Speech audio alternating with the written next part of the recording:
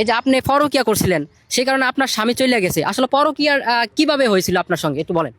সেটা আমি ইচ্ছাকৃত ভাবে করি নাই, কারণ মানে আমাদের বাসার পাশে তার দোকান ছিল, তার দোকান থেকে আমি অনেক কিছু কিনতাম। মানে তার দোকান থেকে আমার ছেলের জন্য জিনিসপাতি নিয়ে যাইতাম, আমি মাঝে মাঝে পান নিতাম, নিয়ে খাইতাম। কিন্তু সে কবিরাজ ছিল, আমি জানতাম না। সেই কবিরাজের মাধ্যমে সে ওষুধ করার পরে নিয়ে যায়, তার দোকানের সামনে ওষুধ কুইতে রাখে। এরকম করার পরে সে আমার নিয়ে যায়। মানে আপনার নিয়ে যাইতো প্রতিনিয়ত? না না না, নালে সে আমার একবারে নিয়ে যায়, বিয়ে করার পরে 3 মাস তার সাথে আমি ছিলাম। তো তারপর আয়া বলছেন কে তাহলে?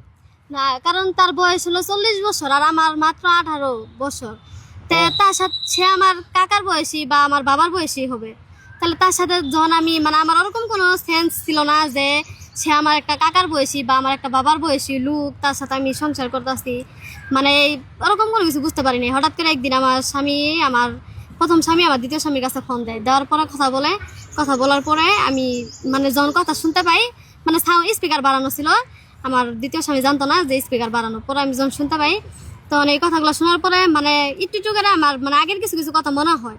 আবার যখন দেখতাম আমার সামনে অন্য অন্য ছেলেমেয়েরা তাদের মা বাবা ডাকতো, তখন আমার খুব খারাপ লাগতো। কিন্তু মানে অত একটা আমার নিজের সেন্সের ভিতরে আমি ছিলাম না।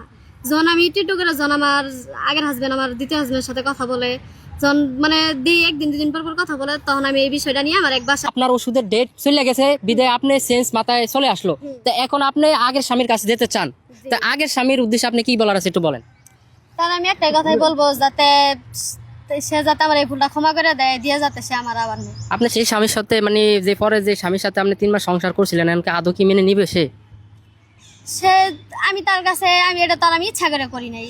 যদি ইচ্ছা করে করতাম তাহলে তো আমি ছেলে কখন মানে আমি সন্তান কখনোই নিতাম না। কারণ আমার মতে গতি থাকতো খারাপ, যে না আমি এরা ভালো লাগবো না, আমি আরেকজনের ধর্ম, আরেকজনের ভালো লাগবো না, আমি আরেকজনের ধর্ম। আমার তার মতে গতি ওরকম ছিল না। আমি সংসার করার জন্য আমি বিয়ে করছিলাম, আমি সংসার করছিও 6 বছর। কিন্তু 6 বছরের মাথা দেয় আমার সাথে এরকম একটা দুর্ঘটনা ঘটে। এর জন্য আজকে